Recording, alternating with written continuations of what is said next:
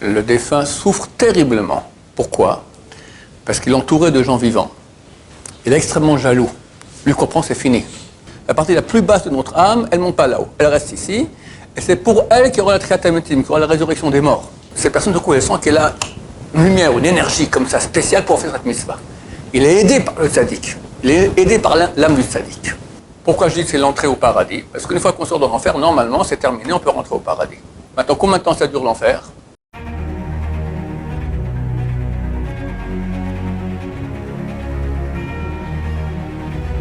Ce jour est dédié pour la Refouachema, la guérison complète et rapide de Shimon ben Alegria Bezrat Hashem. On pose la question ici, qu'est-ce qui se passe après la mort? Bon, sujet, on va dire qu'il faut connaître. D'abord, la mort, c'est pas quand la personne meurt. Il y a à la Haye, ils ont défini des critères. Qu'est-ce qu'on appelle une personne morte? Parce que, par exemple, comme j'ai vu moi-même ici dans des... Je ne vais pas dire où pour pas qu'on me poursuive, mais des gens qui agonisaient, d'accord, on leur prenait déjà des organes avant, on fait des expériences, il n'est pas encore mort le type. Mais c'est clair que ce genre de choses précipite sa mort. La Torah dit que quelqu'un qui agonise n'a pas le droit de le toucher. Il dit à quoi ça ressemble. Vous ne connaissez pas très bien ça aujourd'hui, parce qu'aujourd'hui c'est clair avec les lumières électriques, mais à l'époque tout le monde avait des bougies. Quand la bougie arrive à la fin, il y a une minuscule petite flamme. Si on touche, ça s'éteint. Alors il s'agirait, l'on dit, que quelqu'un qui agonise, il est proche de la mort, si on le touche, on peut précipiter sa mort même de quelques secondes, ou des fois de quelques minutes. Ça s'appelle un assassinat. Quelqu'un qui est en train d'agoniser, on ne le touche pas. Je me souviens que, il y a bien longtemps, ma grand-mère est décédée, et j'étais là-bas, et je voyais, elle avait une douzaine d'enfants, d'accord, et tout lui prenait les mains, elle la frottait, tout ça, elle avait froid. Quand on va mourir, on a froid, le sang se retire, on a froid aux membres. Bon, moi, je n'étais pas au courant à l'époque, je n'étais pas encore un Talmid Chacham, je ne connaissais pas cela, mais c'est interdit. C'est interdit parce qu'on précipite la mort d'une personne et quelqu'un doit mourir à l'heure où Dieu a voulu et pas nous qu'on doit l'aider à mourir un peu plus tôt. Ça s'appelle un assassinat. Alors, quand est-ce qu'on appelle une personne qui est morte? Alors, nous on dit qu'on ne peut pas lui prélever, en fait, tout ce on n'a pas le droit de prélever des organes de quelqu'un de mort. On peut de quelqu'un de vivant avec son consentement. Et même s'il a écrit post-mortem, je donne mon corps à la science, comme c'est aujourd'hui une loi automatique d'ailleurs en France, d'accord, donc il faut écrire qu'on ne veut pas, c'est interdit. Les corps morts, on ne peut jamais donner, même pas un petit morceau, un petit doigt, une oreille, rien du tout, on ne donne rien. Quelqu'un vivant, il veut donner son oreille, qu'il donne son oreille, ok, c'est pas nos oignons. Un rein par exemple, ça se fait, d'accord, mais une fois qu'il est mort, en aucun cas. En tout cas, on considère que quelqu'un est mort lorsqu'il n'y a plus d'activité cérébrale et que le corps s'est arrêté. Il faut qu'il y ait les deux. C'est ce qu'on appelle la mort. Il faut savoir que la mort commence déjà avant. De même qu'à la naissance. Quand est-ce que quelqu'un naît? On peut dire quand il sort du ventre de sa mère. On peut dire déjà à la conception, lorsque le papa est en relation avec la maman, qui n'est ni papa encore maman, et hop, le petit spermatozoïde va féconder l'ovule. Il y a déjà ici une naissance. En fait, il y a plusieurs naissances. Il y a la fécondation. Il y a 40 jours après, il y a une partie d'âme qui descend déjà dans le petit ovule qui a été fécondé. Après, il y a la naissance. Après, pour les garçons, il y a la brit mila. À chaque moment, il y a des parties d'âme supplémentaires qui descendent. Chez la femme, c'est quand on va l'appeler, on lui donne un prénom, tu as des parties d'âme qui descendent dans la personne. Et d'ailleurs, durant sa vie, il recevra encore d'autres parties d'âme. À la bar mitzvah, le bat mitzvah, il reçoit encore une partie d'âme. Le bar mitzvah, quand il fait sa dracha, quand il fait son discours, le soir même de la bar mitzvah qui tombe le jour où il est vraiment né, d'accord, alors il reçoit à ce moment-là un rouach. On a le nefesh, après on reçoit une deuxième partie d'âme qui est le rouach. Ou 20 ans, on reçoit la neshama, donc on reçoit toute la vie des parties supplémentaires. Donc comme à la naissance, il y a des parties qui se rajoutent d'âme, aussi à la mort, il y a des parties qui partent. Et il y a deux parties qu'on appelle ça les tzlamim. C'est des parties qui entourent l'âme, d'accord? Il y en a deux, très très hautes, qui partent déjà 30 jours exactement avant le décès. Et les tzadikim peuvent reconnaître, peuvent voir quand ça part. Le Zohar HaKadosh, il raconte que, je ne sais plus qui étaient les deux, je crois Rabbi Yossé et Rabbi Yehuda, Rabbi Yossé, il a dit à Rabbi Yehuda, je t'en prie, quand je vais mourir, tu t'occupes de mon fils, s'il te plaît, qui apprenne la Torah, etc. Ouais, ok, mais pourquoi tu me parles de ça? Il dit, j'ai vu que mes slamim sont partis. Un tzaddik qui peut reconnaître cela. Il y avait un grand tzaddik caché ici à Yerushalayim, il y a 50 ans environ, 40 ans, que je l'ai vu nous voir la veille de Kippour, j'ai vu partir à la synagogue comme ça, à 4 h du matin, c'était Rabbi Yosef Dayan. C'était un tzaddik caché. Eh ben, on l'a retrouvé mort, assis sur la table de son salon, comme ça. Il s'est couché et il a mis à côté, voilà, le contrat d'achat de la tombe avec la carte d'identité, enfin tout ce qui est nécessaire. Il savait très bien où laisser, mais comme ça, tac, hop, il est parti. D'accord, ces gens-là savent à l'avance, exactement 30 jours auparavant, ils voient les amis qui passent, ils savent exactement quand ils vont mourir. C'est une histoire du Zohar, elle est intéressante, elle est marrante, que Rabbi lui a dit, ok, allez bien, on va chez Rabbi Shimon Bar Yochai. Et ils sont partis, 30 jours ils ont marché, ils sont arrivés chez Rabbi Shimon Bar Yochai le jour même où il devait mourir, Rabbi Yossé. Rabbi Shimon Bar Yochai les voit de loin, il voit 3 personnes. Il voit Rabbi Yehuda, il voit Rabbi Yossé, et sur Rabbi Yossé, il voit l'ange de la mort. Alors il sort à l'entrée de sa maison, Rabbi Shimon Bar Yochai, il dit, tous ceux qui ont l'habitude de rentrer chez moi peuvent rentrer, les autres pas. Rabbi Yehuda rentre, Rabbi Yossé rentre, l'ange de la mort, Rabbi Shimon Bar Yochai dit une chose, il ne peut rien faire. Et Rabbi Shimon Bar Yochai, c'était une étincelle de Moshe Rabbeinu. Donc l'ange de la mort reste à l'extérieur. Et Rabbi Shimon Bar Yochai lui dit, c'est bon, t'en fais pas, tout ira bien, tiens, repose-toi de la route, il va se reposer, il s'endort. Et Rabbi Shimon Bar Yochai se met à prier pour que Rabbi Yossé ne meure pas. Et on voit dans le sommeil que Rabbi Yossé, tout à coup, il pleure, et après il éclate de rire, dans le sommeil.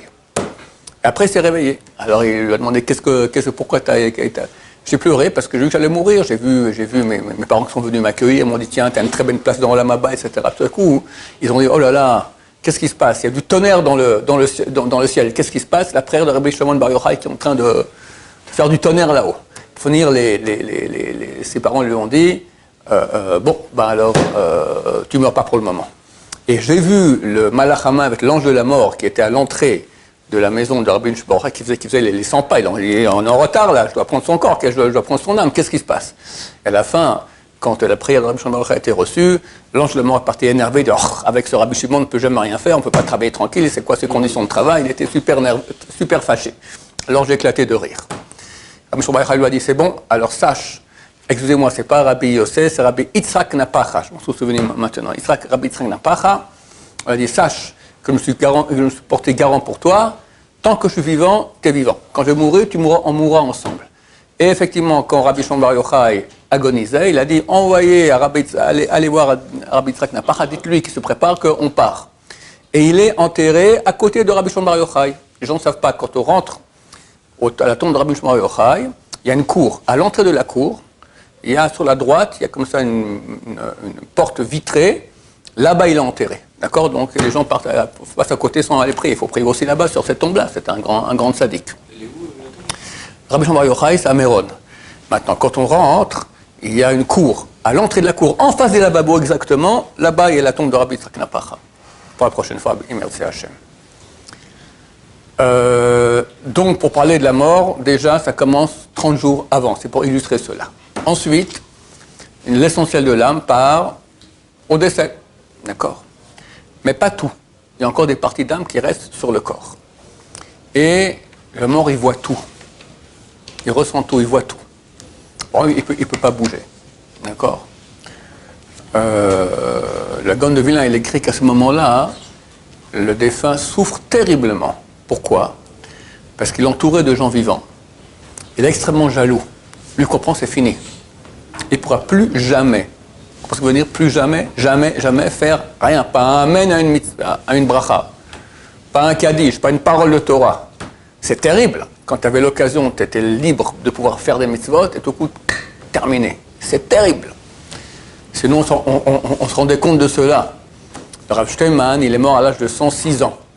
Une fois, il est venu à Yerushalayim pour quelque chose. Et il repart en voiture. Enfin, le conducteur le prend. Tout à coup, on le voit tout à coup transi. En 10 minutes, il n'a plus parlé. Et on m'a dit, mais qu'est-ce qu'il y a? Il dit, mais vous n'avez pas vu? Quand on quitte de Jérusalem, on voit le cimetière. Des milliers de tombes. Il a vu ça. Ça lui rend tension tellement grande que chaque seconde de la vie, il ne faut pas la gâcher. Il faut profiter sans cesse. Plus de mitzvot, plus de Torah. Est-ce qu'on se rendait compte? si on se rendait compte. Mais ça nous fait oublier qu'un beau jour, il y a la mort. Eh bien, un pauvre type qui chantait, il y a 50 ans, Michel Fugain. Une chanson, je vais vous la chanter, d'accord? Vous voulez un peu du Michel Fugain chanté par Abshaya? Chante la vie, chante comme si tu devais mourir demain. Pauvre type. On lui dit qu'il va mourir demain, il se met à chanter. Bon, ok, c'est bien. Au moins, il n'est pas trop triste. Mais un juif, on lui dit, tu vas mourir demain, qu'est-ce qu'il fait? Quoi? Plus de Torah, tchouva, encore des mitzvot, donner la tzedaka. On n'a pas le droit de donner en tzedaka plus de 20%. Et les cas extrêmes, on peut donner jusqu'à 50%. Mais tout donner, on ne peut pas. Quand quelqu'un va mourir, il peut tout donner. Il n'a rien laissé en héritage à ses enfants. Il peut, c'est permis. D'accord? Le type, il se défonce. Il ne me reste plus que 24 heures à vivre. Mes chers amis, il n'y a aucune différence entre mourir dans 24 heures et mourir dans 1000 fois 24 heures ou dans 10 000 fois 24 heures. C'est la même chose. Tu as une deadline terminée, mon cher ami, un jour, pac, ça s'arrête. Il faut profiter de chaque moment à fond, à fond, à fond. Et quand ça s'arrête, et tu es dans la civière on va t'amener à la tombe, et tu es entouré de gens qui peuvent encore faire, le Gaon de Vilna dit qu'on est extrêmement jaloux, on souffre. Eux, ils peuvent, moi, je ne peux plus. Après, on nous met dans la tombe, et là, il y a encore d'autres parties d'âmes qui partent. Au moment de l'enterrement, après 3 jours plus tard, après 7 jours plus tard, après 30 jours plus tard, et après 1 an plus tard. C'est pour cela qu'il y a toutes ces dates-là qui correspondent aux lois de deuil. Il y a 3 jours de pleurs, 7 jours de deuil, après encore 30 jours de deuil plus léger, et pour les papa et maman, les parents qui sont décédés, 12 mois. D'accord? Tout ça correspond à des réalités de l'âme qui quitte le corps de façon progressive. Il y a une partie d'âme qui va rester sur les os pour toujours jusqu'à la résurrection des morts. On appelle ça Havla de Garma, la chaleur des os. La partie la plus basse de notre âme, elle ne monte pas là-haut, elle reste ici, et c'est pour elle qu'il y aura la triatamétime, qu'il y aura la résurrection des morts. Cette partie d'âme que nous avons, c'est la partie la plus basse, la plus animale, c'est celle qui souffre le matin quand on doit se lever. C'est celle quand il y a un bon chocolat, on ne le mange pas parce qu'on n'est pas certain que c'est cachère comme il faut. C'est celle quand il y a une fille qui passe dans la rue, il faut la regarder, mais le Yetzirah te pousse super à la regarder. C'est celle que tu vas magouiller un peu pour gagner 10 000 euros. C'est la partie d'âme la plus basse, animale. Maintenant, si tu as bien bossé dans ta vie, tu l'as jugulé. C'est comme un cheval. Le partie animale que nous avons, c'est comme un cheval. Nous, on est cavalier. Si le cavalier dort, le cheval il fait tout ce qu'il veut, d'accord, eh ben, ça ira très mal pour le cavalier. Il ne va pas avancer, il doit arriver en haut de la montagne. À la fin de sa vie, le cheval, il a tout fait. Il a brouté, il a gambadé avec des juments, enfin, etc. Il a fait les 400 coups, et au haut de la montagne, il n'est pas arrivé. Et le cheval meurt, le cavalier se réveille, il est tout en bas de la montagne. Pauvre type, d'accord, il a raté sa vie.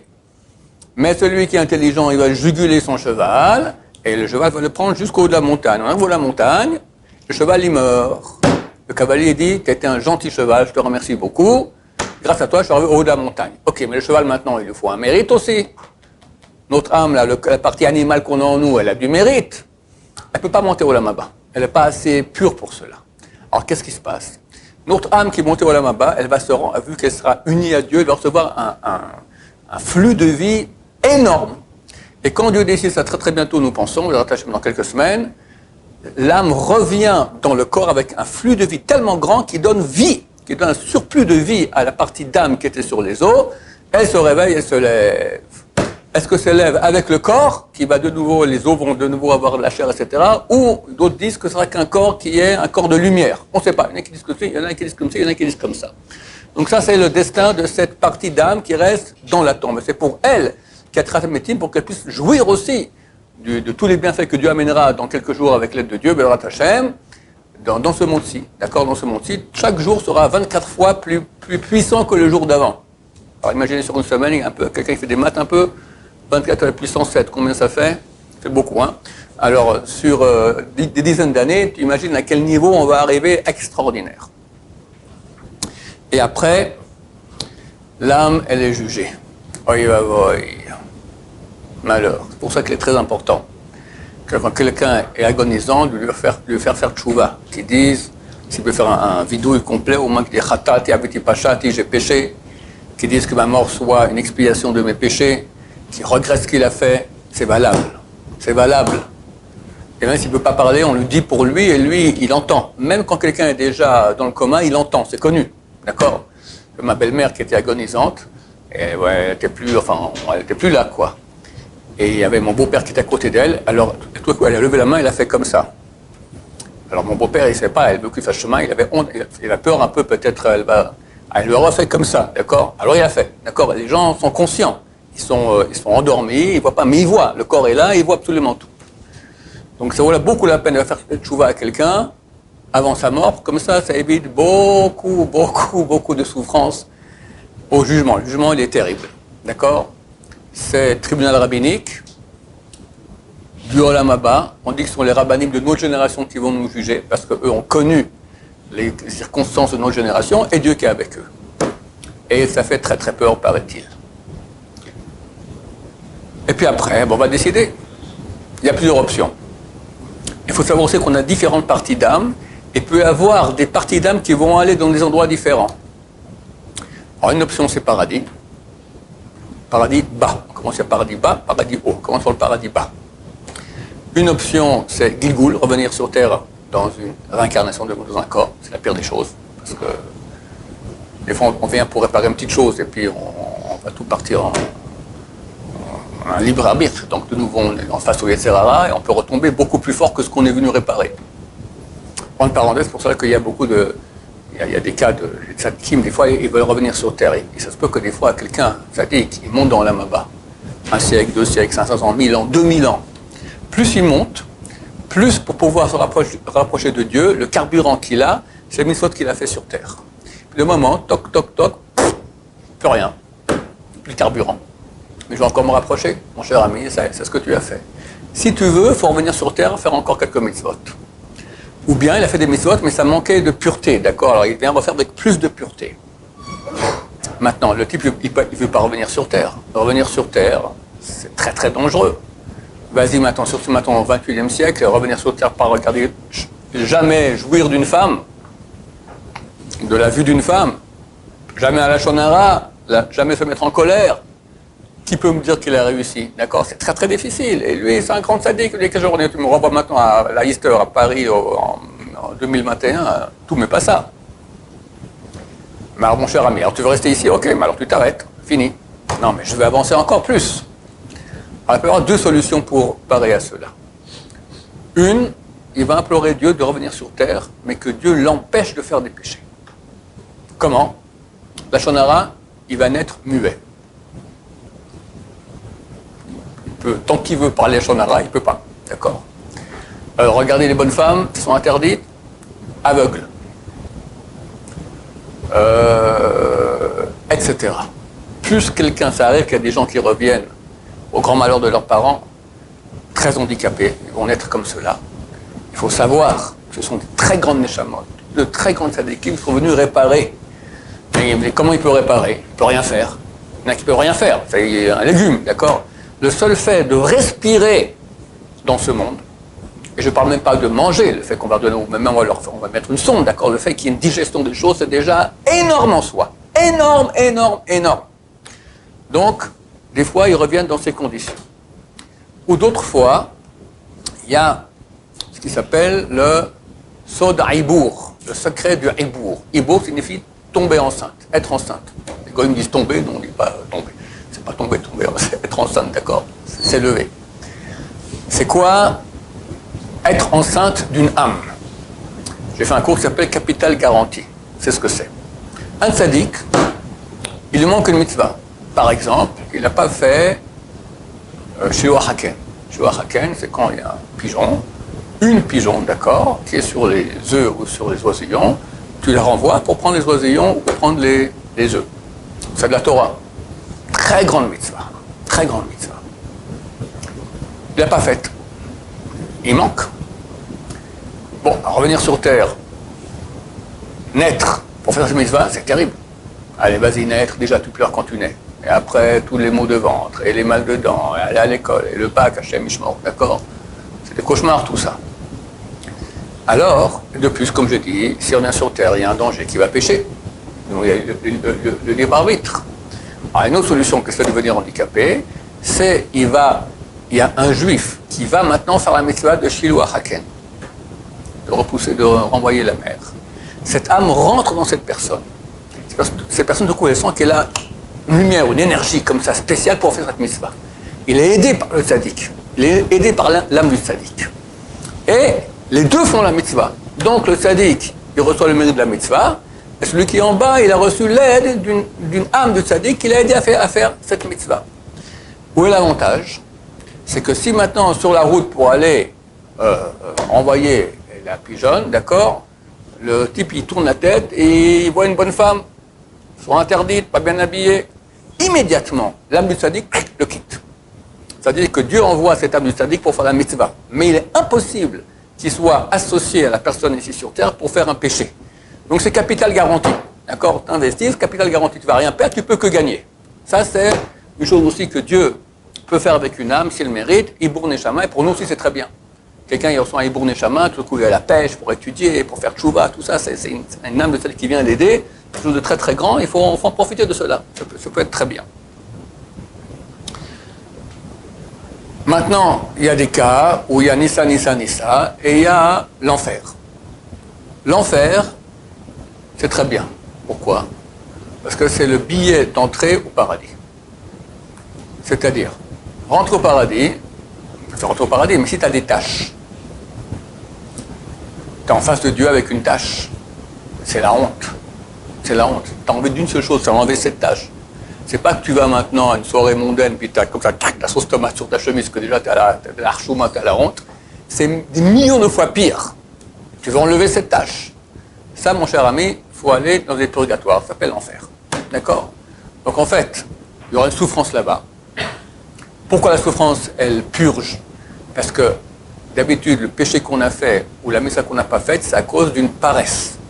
Faire une mitzvah ou ne pas faire un péché, ça nécessite un effort. Effort égale souffrance. Donc, la souffrance que tu n'as pas eue sur terre, on te l'a fait avoir là-bas. Et comme ça, en quelque sorte, c'est comme si tu n'as pas péché ou comme si tu as fait la mitzvah qu'il fallait faire. Maintenant, pourquoi je dis que c'est l'entrée au paradis? Parce qu'une fois qu'on sort de l'enfer, normalement, c'est terminé, on peut rentrer au paradis. Il y a d'autres purgatoires, comme je dis par exemple le Gilgul, revenir ici en réincarnation. Ben là, c'est comme un habit, d'accord? Un habit sale, on le met à la lessive, ça c'est l'enfer. Mais s'il est complètement déchiré, on le renvoie de nouveau chez le tailleur, à l'usine, d'accord? Revenir à l'usine, c'est venir ici sur terre et tout recommencer, d'accord? On recommande aux gens de ne pas revenir en Gilgul. C'est écrit que si quelqu'un fait un péché grave, mais au mieux qu'il fait le péché, il regrette, il dit qu'est-ce que je suis bête de faire ça. Mais il continue, d'accord? Déjà, ça évite le Gilgul, c'est déjà bien, d'accord? Déjà, ça évite le revenir réincarné. Donc, quelqu'un qui va en enfer, c'est le biais pour rentrer. Quand il sort de l'enfer, normalement, il rentre au paradis. Maintenant, combien de temps ça dure l'enfer? C'est marqué pour les gens, les Rechaïm normaux, les mécréants, maximum 12 mois. Pour cela que, lorsque quelqu'un a ses parents qui sont décédés, il dit le Kaddish pour eux pendant 12 mois. Le Kaddish aide à sortir de l'enfer ou à alléger l'enfer et même de monter de degré en degré dans le paradis. Alors on fait 12 mois parce que c'est le cas des Rechaïm normaux, maximum 12 mois. Il y a d'autres cas, on va en parler tout de suite. Non, c'est 12 mois, pas plus. Et le 11e mois, à la fin du 11e mois ou au début du 12e mois, on s'arrête, les enfants du défunt, des parents défunts, s'arrêtent une semaine pour dire du genre on a arrêté, déjà 11e mois. Pourquoi? Parce que si on fait 12 mois continus, c'est du genre tu sous-entends que ton père était un rachat. D'accord, 12 mois, c'est pour les mécréants. Donc, c'est pas joli de montrer que son père et sa mère sont des mécréants. Donc, on fait un petit arrêt d'une semaine pour montrer non, mon père, ça va, c'était moins que cela. Il y a 24 sortes de péchés que si la personne est très consciente de la gravité du péché, néanmoins le pratique. Alors, Maïmonide écrit, c'est une Gemara dans le traité Rosh Hashanah, page 17, que jamais l'enfer s'arrête. Un beau jour, Dieu dit, ok, on arrête l'enfer. Le préposé à l'enfer, le ministre, le directeur, il ferme la boîte, il dit ok, allez, c'est la retraite, il rentre chez Hachem au paradis et l'enfer s'arrête. Mais il y a une petite cave là-bas en bas, ou une grosse cave, d'accord, c'est marqué que l'enfer est 60 fois plus grand que notre monde, d'accord. Il y avait un endroit où ça continue non-stop pour toujours. Les péchés, il y en a 24, tu les veux? Bon, il y a tous les sortes de types qui sont non-croyants. Celui qui dit qu'il y a un Dieu, mais il y avait un autre qui est venu l'aider, par exemple, ou il a mis de naissance à un autre Dieu, ou il a une forme, ou bien que quelqu'un ne croit pas que toute la Torah provient de Moshe Rabbeinu. Toute, et aussi l'explication des sages d'Israël, tout provient Tout est kadosh. Tout ce que les sages d'Israël ont dit, c'est kadosh. Il y a un qui remet en question une parole des sages d'Israël, fait partie de ces péchés-là. Celui qui fait pécher le public, d'accord? Il y a un copain de toi qui veut étudier ici, il dit non, viens, allez, on va aller faire un petit tour dehors, d'accord? Rien que ça, déjà, c'est assez embêtant, d'accord? Ça, c'est si on ne fait pas de tchouva. Si on fait de tchouva, on répare tout, et ce type est conscient de cela. Il faut toujours bien comprendre cela. Je ne sais pas aujourd'hui qui est conscient, d'accord? Même quelqu'un qui a reçu une éducation juive comme il faut, Chazon juif aujourd'hui, il est considéré très souvent comme un tinok shenishba, comme un bébé qui a été pris au couvent quand il est petit, il ne sait même pas qu'il est juif. Qu'est-ce qu'on peut lui reprocher? Absolument rien. En tout cas, ces péchés existent. Ça, c'est le Rambam et la Gemara. La Kabbalah, le plus grand kabbaliste ashkénaze du dernier siècle, c'est le Rav Eliashiv. C'est le grand-père du grand décisionnaire Rav Eliashiv, qui est décédé il y a quelques années. Le Rav Eliashiv, lui, il écrit dans ses livres qu'il est impossible, à la fin, toutes les parties d'âme juives vont se réunir avec la divinité. On est une partie d'âme divine. À la fin, Dieu sera un et son nom sera un. Donc tout va être réuni avec lui. Il est impossible qu'il va manquer maintenant une étincelle de Herzl, de Ben Gurion, de, je sais pas, Moshe Dayan, tous ces mécréants terribles d'accord, des anti-juifs les plus grands qu'il y avait. C'est impossible qu'il manque. S'ils sont juifs, c'est pas impossible. Donc à la fin aussi, après qu'ils vont purger pendant beaucoup de temps dans l'enfer, ils vont aussi se réunir à la divinité. Donc c'est pas fichu pour eux. Ça n'existe pas. Comme ça dit la Kabbalah, et on espère qu'ils ont raison, que la halakha sera comme ça, Bezrat Hashem. À part ça, il y a un truc qui s'appelle le kafakela. Kafakela, ça signifie, en fait, dans la fronde, tu as la partie dans laquelle tu mets la pierre. D'accord? Ça s'appelle en hébreu kafakela. En fait, on prend l'âme et zip, elle est envoyée, elle est projetée d'un endroit à l'autre dans l'univers. Elle court, elle est poursuivie par les démons qui veulent, ces démons des péchés qu'il a créés, d'accord, qui le poursuivent, et des fois il vient se réfugier dans un corps, ça s'appelle ça le dibouk. Il n'y a plus ça aujourd'hui, maintenant ça se faisait. Quelqu'un fait un péché, il se met en colère, ou ne fait pas la bénédiction avant de manger quelque chose, tac, une âme peut rentrer en lui, et quand elle est dans son corps, elle est protégée des démons qui l'entourent. Mais elle rend le type complètement fou, d'accord? Il commence à parler, et puis en plus, quand on vient l'embêter comme ça, il commence à dévoiler les péchés que tout le monde a fait. Il y avait un cas comme ça avant la Seconde Guerre mondiale, et il racontait à chacun, toi t'as fait comme ça, les gens n'osaient pas se rapprocher de lui. C'est une pauvre fille qui avait bu un peu d'eau à la fontaine sans faire la bracha, et était rentrée en lui. Par exemple, c'est le Rav Echan Wasserman, c'est le élève du Havetz Chaim.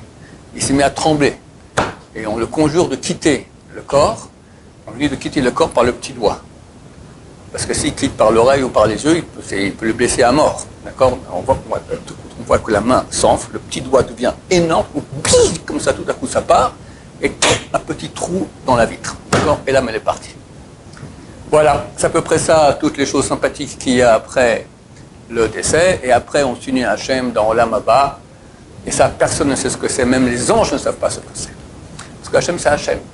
C'est beaucoup plus haut que tout ce qu'on peut imaginer, et il y a un paradis plus bas, après un paradis plus haut, après on continue à monter.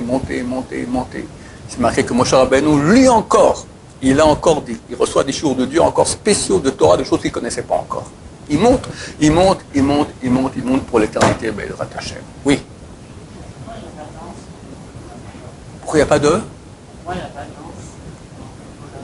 danse, d'encre? Pourquoi il n'y a pas de danse? Les anges. Les anges, ce sont des créatures comme des robots. Elles n'ont pas de mérite. C'est un robot. Il faut comprendre que dans l'univers, rien ne peut faire quoi que ce soit sans que Dieu ait décidé. Un minéral, tu as un granit, il veut devenir diamant. Pauvre type, t'es granit, tu resteras granit. D'accord? Une rose veut devenir une tulipe. T'es rose, tu peux pas. Un animal, il n'a aucun libre arbitre. Quand on voit un animal qui décide, c'est pas lui qui décide. C'est une nature qui a été mise en lui, qui est très simple. La nature de l'animal, c'est fuir la souffrance et gagner le maximum de jouissance au niveau du corps. D'accord? C'est ça l'animal. Beaucoup d'êtres humains aujourd'hui vivent comme les animaux. D'accord? En moins bien. D'accord? Ils réussissent moins à être heureux que les animaux. Et les anges non plus. Il n'y a que l'être humain qui a un libre arbitre. Les anges, ils ont été programmés pour faire une chose. Ils ne peuvent pas faire autre chose que leur programmation. Donc ils n'ont pas droit à un mérite. C'est rien. Ils n'ont rien fait. Ce sont des robots. Pas différents comme un trou de granit. D'accord? Donc il n'y a pas d'ange dans l'âme là-bas. D'autres questions? Oui. Après qu'ils se suicident, ils vont purger leur peine aussi. Dieu va les juger avec toutes les circonstances atténuantes qu'il y a, et il y en a. Et on dit aussi que d'habitude ils font tchouva avant de mourir complètement. Donc Dieu va juger comme il va nous juger nous. Et voilà, et puis s'ils doivent purger une peine, purgeront la peine, et après, ils vont à la Maba. D'autres questions? Oui. Quel est le mérite de cette mitzvah de renvoyer la pigeonne? Non. Il y a 613 mitzvot. On doit tous les pratiquer. Si on ne peut pas les pratiquer comme aujourd'hui, parce que techniquement on ne peut pas, il faut au moins étudier leur sujet en Torah. D'accord? Quelqu'un lui manque ça dans la Maba. Alors Dieu peut décider que pour qu'il ait cette mitzvah à son compte, qu'il va aider quelqu'un sur terre qui fait cette mitzvah. Oui, bien sûr, c'est pas comme ça que Dieu décide lui ou lui ou lui. Bien sûr qu'il a un mérite. Il a un mérite. Pour recevoir une âme, j'ai expliqué, c'est quelque chose de très bien, que si on peut recevoir une âme d'un tzaddik qui va nous aider à faire des mitzvot, ça nous aide parce qu'on a plus la pêche, et c'est très bien pour nous, d'accord? C'est quelque chose de bien, il faut le mériter. C'est écrit que si quelqu'un dort le jour, pas pour se reposer de la Torah, alors s'il a une âme en lui qui est venue, elle part. Rien que ça. Voilà, il faut faire attention à soi. Bezrat Hashem. Baruch Adonai l'olam, amen va amen.